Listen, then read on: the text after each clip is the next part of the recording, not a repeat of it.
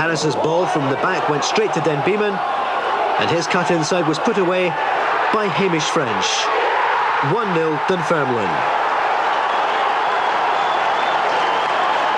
5 minutes later, a McWilliams corner was met by Dunfermline, who forced Monaghan to tip the ball over the bar. Good solid save. Dunfermline were creating chances but failing to take them. McWilliams setting up sharp on the overlap, and George O'Boyle should have done better from close range. The Pars were pressing hard for the second goal but finding it difficult to achieve. French's cross finding Craig Robertson at the back post. His effort headed off the line by Crawford, and eventually it's Smith who fires the high ball over the top. But Dunfermline's hard work, sweat and toil eventually paid off 6 minutes from time. Derek Lang running into the box. Monaghan there parrying the shot. It came off Clydebank Sweeney into the net. 2-0 Dunfermline. Paul Smith with the cutback, and young Andy Todd making no mistake. A long clearance from Hamilton causing chaos in the Suns' defence, and eventually Todd scrambling the ball past McFarlane. Into the second half, and the Pars went one up. A patient build-up here. It landed at Dunfermline's feet again, and from his cross, Andy Todd headed in his 9th goal of the season.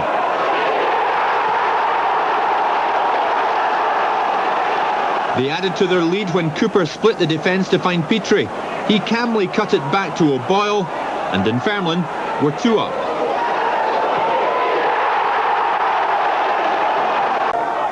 Smith started the set-piece move which led to Dunfermline's winning goal.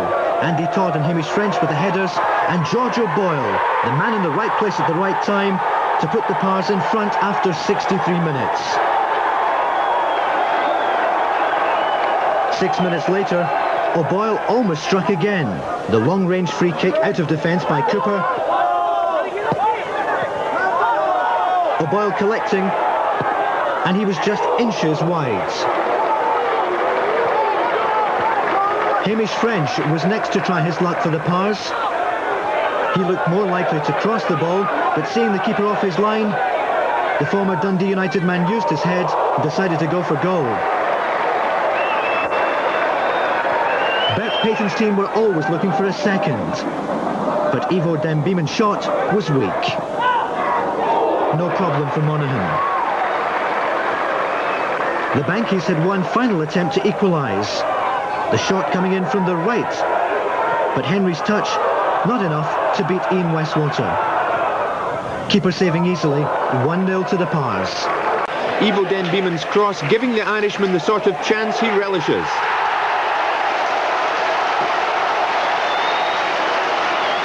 But Stirling weren't just there to make up the numbers. They hit back within 4 minutes. Ian Westwater fumbled a corner, and when the ball broke to Colin Mitchell, he drove it through a ruck of players and into the net.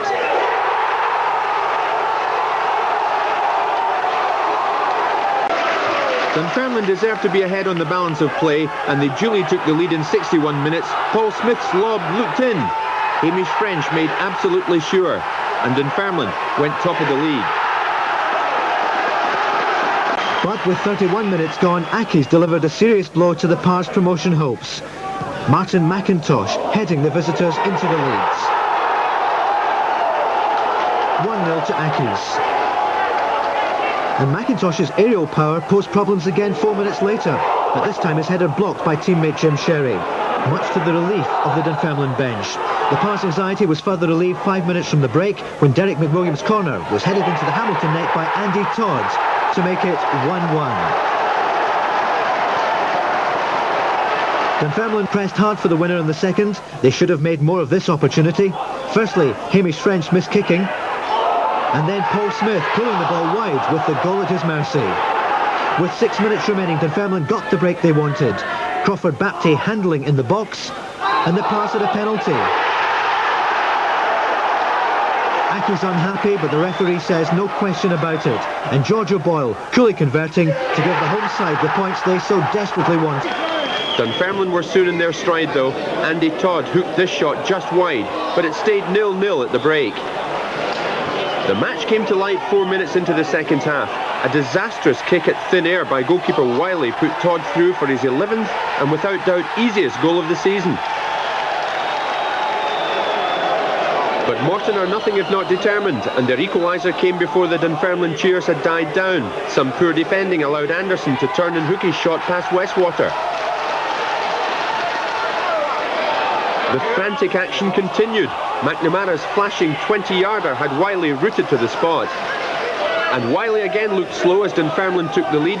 He failed to deal with the initial downward header, and when the ball was returned, McCarthy was on hand to slot it home. But Dunfermline again failed to consolidate their lead.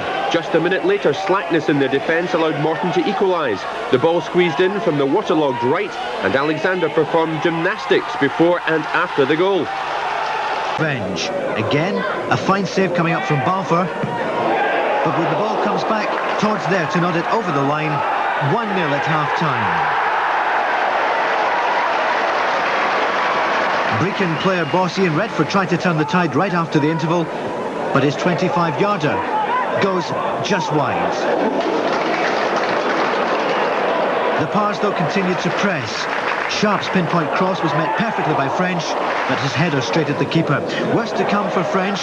Todd's cross from the right, nodded down by Petrie. But watch out for French ballooning the shot over the bar.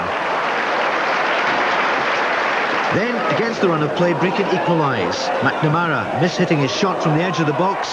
The ball finding its way to Bobby Brown, high into the net, and a goal for Brechin. Dunfermline then stung into action, regaining the lead just 3 minutes later. Super sub Stuart Petrie racing unchallenged down the left. The shot past Balfour into the far corner.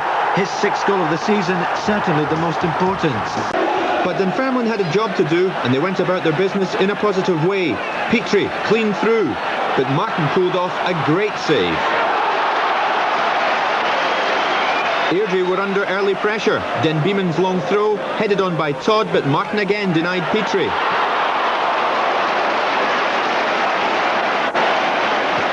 The Airdrie keeper was performing miracles.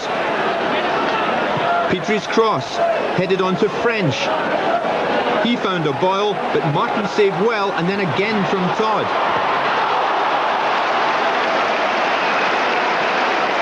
Airdrie then created a chance of their own, Ferguson heading wide with Ian Westwater at full stretch.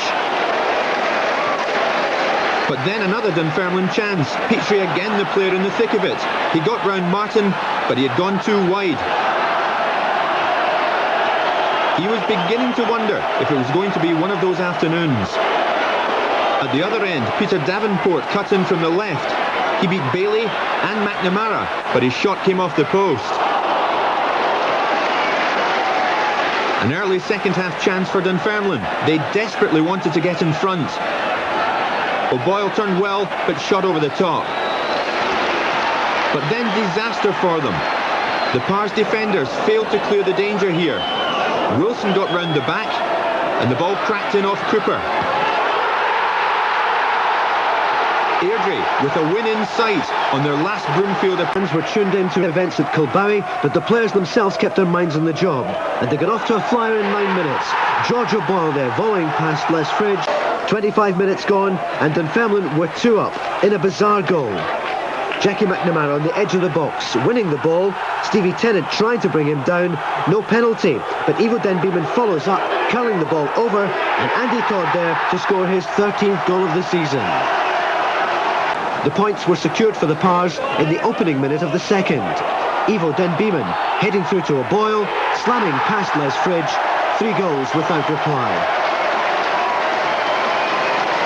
O'Boyle's hat-trick was complete in 53 minutes. A great run by Stuart Petrie. And the shot stopped by the keeper, but O'Boyle there to pounce on the rebounds and giving the Bairns cause for concern at Clydebank. The news was the Pars were now 4 up. You have to feel for Dunfermline, winning more games and scoring more goals than anyone else in the UK, but missing out on the title and promotion. Their 93rd goal of the season came from O'Boyle. His 20th of the campaign, but the 5-goal victory not enough to see them up to the Premier League. But the fans at the end stayed to pay tribute to the players.